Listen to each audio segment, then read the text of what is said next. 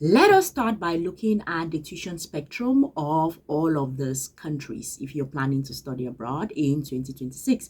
So Germany, we are looking at public universities. You will not have to spend anything. This is actually €0.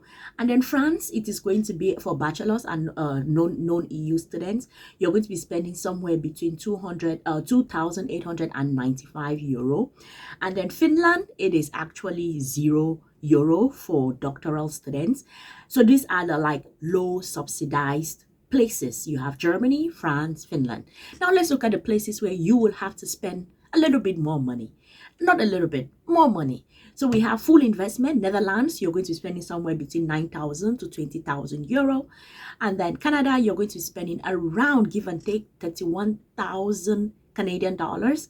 And in the UK, you're going to be spending somewhere between 15,000 to 20,000 pounds. But let's look at the breakdown of this and see what are the other things that are going to cost. Here we have the visa gatekeeper.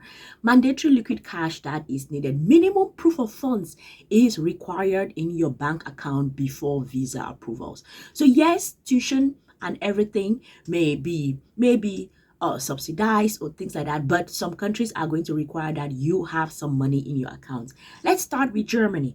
Germany, you have to have that blocked account and you need to have about 11,904 euros in that account. Ireland, you are going to need about 10,000 euros. Is like for immediate access. UK, you're going to need about 12,006 pounds. Canada, you're going to need about 20,635 Canadian dollars. And then Sweden, you are going to need about 127,872 SEK. Is it Swedish krona? I think it is Swedish krona. So sometimes you may go through and maybe get some admissions and get some other things that you will like sort of reduce your tuition fee. But most of the times, the visas, the embassies are going to need to see some document showing that you have this amount. Like, in fact, this is one of the requirements for you to get through the embassy. Like, you have to submit those documents. So it is important that you think about this. Where do you want to go study? What are the requirements there? And as it says here, all of these figures that we have listed here, they are all sort of estimates. Okay, so take it but use it as a research guide for you to know that, okay, I'm going to study in this country, what is the amount that is required. Then the next one, visa fees are going to be important. That is going to cost some more. Now let us look at the monthly living expenses. For example, cost of living reality. High cost locations, you have places like London and Sydney. In London, you're going to be spending about £1,500, and in Sydney, you're going to be spending about 1,600 Australian dollars.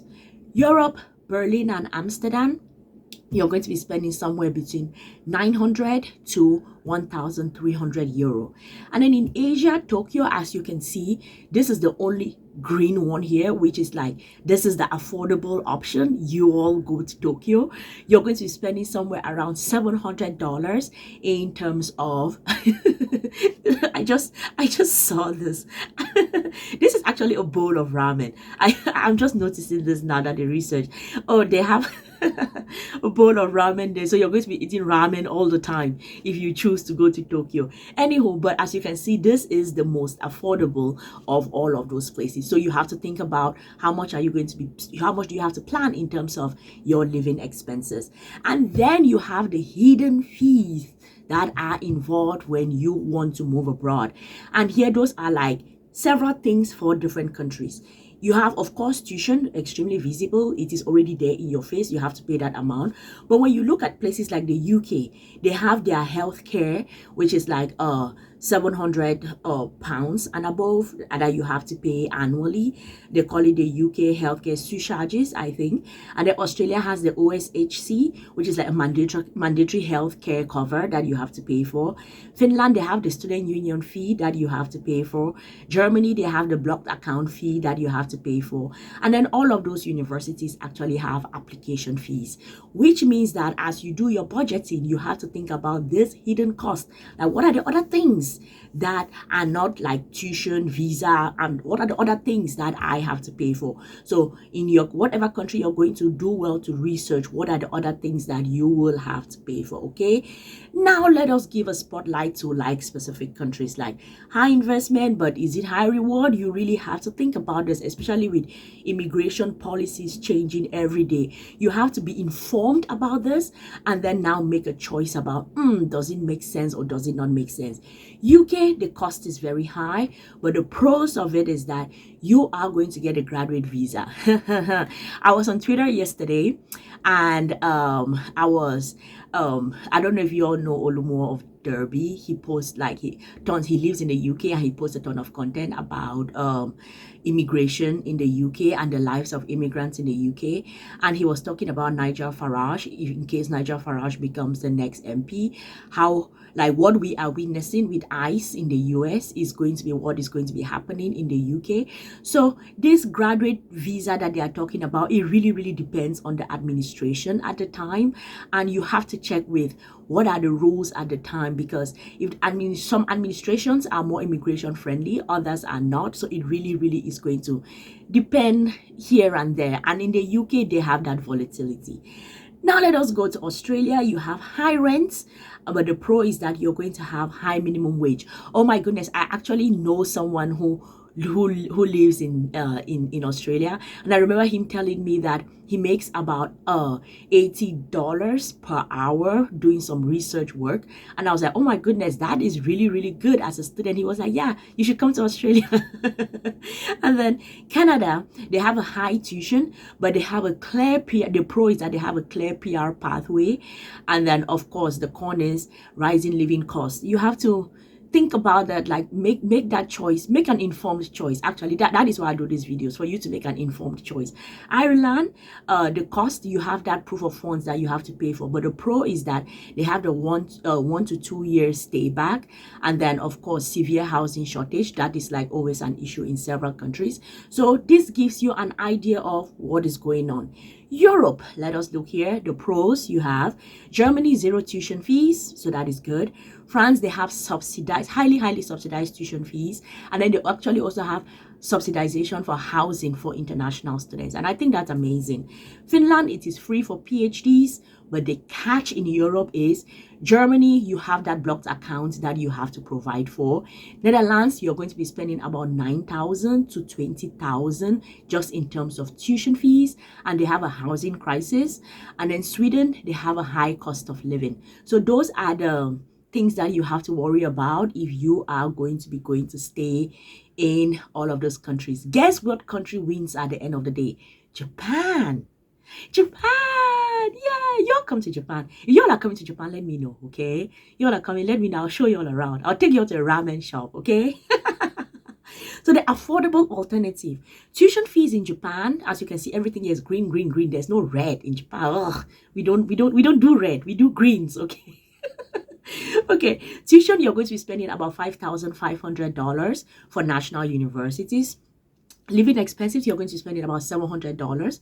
Rent in Tokyo, it is relatively cheaper compared to places like Amsterdam and London. And then they have scholarships, they have MEX, they have JASO scholarships that you're going to be given. And you can work 28 hours as an international student. So the spotlight is Japan.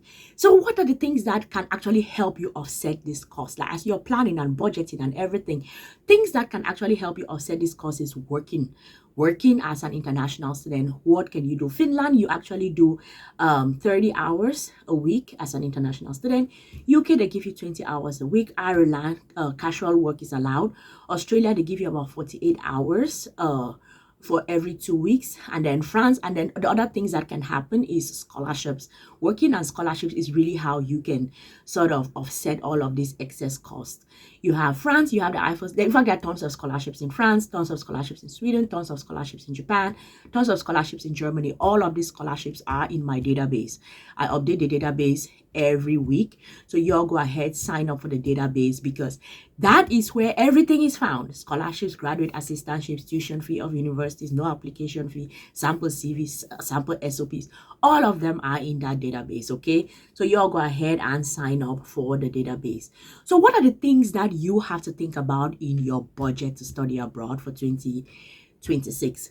It is important to check tuition. That is going to cost you. It is important to know what are the other gatekeeping things, like we talked about the visa fees that will be required, or the things that they are requiring you to prove, like proof of funds for you to get a visa. What does the embassy require? Then the surcharges, that are those hidden costs that are there. Then also housing realities in those places.